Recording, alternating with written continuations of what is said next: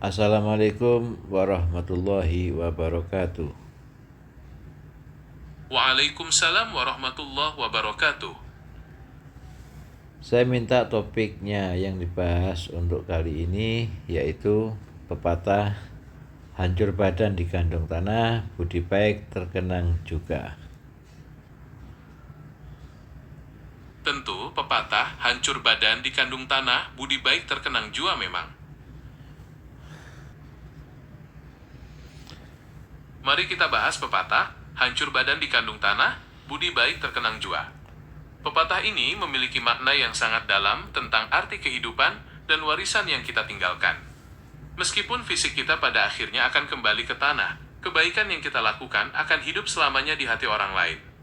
Hal ini mengingatkan kita pada pentingnya menjaga kelakuan dan terus berbuat baik, karena itulah yang akan membekas dan dikenang orang. Bagaimana menurut Anda tentang makna pepatah ini? Cukup bagus, sangat menyentuh. Cuma saya ingin guru menguraikan yang lebih detail lagi. Untuk pepatah ini akan saya simak dengan seksama. Silakan guru. Pepatah ini mengingatkan kita akan kenyataan mendasar bahwa tubuh manusia pada akhirnya akan mengalami kerusakan dan kembali ke tanah seiring berjalannya waktu. Fisik yang kuat, paras yang rupawan, serta segala hal kebendaan yang dimiliki di dunia ini tidak akan bertahan selamanya dan akan hancur bersamaan dengan berakhirnya kehidupan. Namun, di balik kehancuran fisik tersebut, ada satu hal yang kebal terhadap waktu dan kematian, yaitu budi baik atau amal kebajikan yang pernah kita tebarkan semasa hidup. Ketika seseorang telah tiada, ingatan kolektif masyarakat tidak akan tertuju pada seberapa kaya atau seberapa menawan fisiknya dahulu, melainkan pada bagaimana ia memperlakukan sesamanya, bantuan apa yang pernah ia berikan, dan jejak manfaat apa yang ditinggalkannya bagi dunia.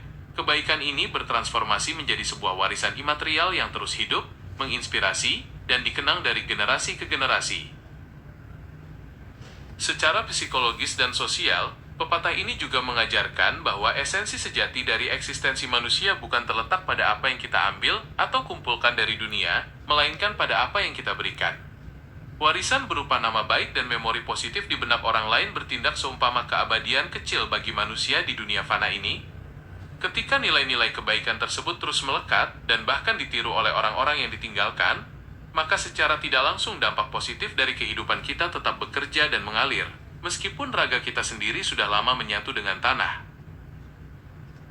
Pada tingkat yang lebih praktis, pepatah ini berfungsi sebagai pengingat atau kompas moral dalam mengambil keputusan sehari-hari. Ketika seseorang dihadapkan pada pilihan untuk mengejar keuntungan pribadi yang fana dengan cara yang merugikan orang lain, kesadaran akan esensi pepatah ini akan mengerem ambisi tersebut.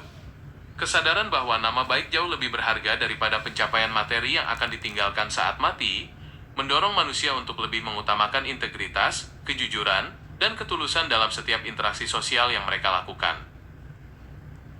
Dalam perspektif budaya dan tradisi, pepatah ini juga menjadi fondasi bagi konsep struktur sosial yang harmonis, khususnya dalam masyarakat yang menjunjung tinggi nilai kolektivitas. Ketika setiap individu sadar bahwa budi baik adalah mata uang tertinggi yang akan dinilai oleh komunitas bahkan setelah mereka wafat, maka terciptalah sebuah lingkungan yang saling mendukung. Motivasi untuk meninggalkan warisan sosial yang bersih ini mendorong lahirnya tradisi gotong royong, menjaga tenggang rasa, dan meminimalkan konflik sosial, karena setiap orang berlomba-lomba untuk menuliskan sejarah hidup mereka sendiri dengan tinta kebaikan di mata masyarakat. Sebagai contoh konkret dalam kehidupan sehari-hari, kita bisa melihat figur seorang guru di sebuah desa terpencil. Meskipun guru tersebut hidup dalam kesederhanaan materi dan akhirnya meninggal dunia, namun karena semasa hidupnya ia mengajar dengan penuh ketulusan, membantu anak-anak kurang mampu agar bisa membaca, dan memberikan motivasi hidup, maka namanya akan terus disebut dengan rasa hormat oleh para muridnya yang kini telah sukses. Warisan ilmu dan motivasi itulah budi baik yang tidak ikut hancur bersama raga. Contoh lain yang berskala lebih luas adalah tokoh-tokoh kemanusiaan seperti Muhammad Hatta. Secara fisik beliau sudah lama tiada, namun integritasnya, kesederhanaan hidupnya, seperti kisah legendaris tentang keinginannya membeli sepatu Belly yang tidak pernah kesampaian demi menjaga uang negara, tetap hidup dan diceritakan hingga hari ini. Masyarakat tidak lagi mengingat apa saja pakaian yang beliau kenakan atau bagaimana rupa fisiknya secara detail. melainkan keteladanan dan jasa-jasanya bagi bangsa yang terus menginspirasi generasi demi generasi. Dalam lingkup keluarga, contoh konkret ini sering kita temukan pada figur orang tua atau kakek nenek yang telah mendahului kita. Mereka mungkin tidak meninggalkan harta warisan yang berlimpah, tanah yang luas, atau rumah yang mewah. Namun, mereka meninggalkan warisan berupa prinsip hidup, nilai-nilai moral, kebiasaan bertutur kata yang santun, serta memori tentang bagaimana mereka selalu menyambut tetangga dengan tangan terbuka. Ketika anak cucunya berkumpul dan menceritakan kembali kebiasaan-kebiasaan baik tersebut dengan rasa bangga, disitulah raga yang telah menyatu dengan tanah digantikan fungsinya oleh budi baik yang abadi di dalam ingatan keluarga.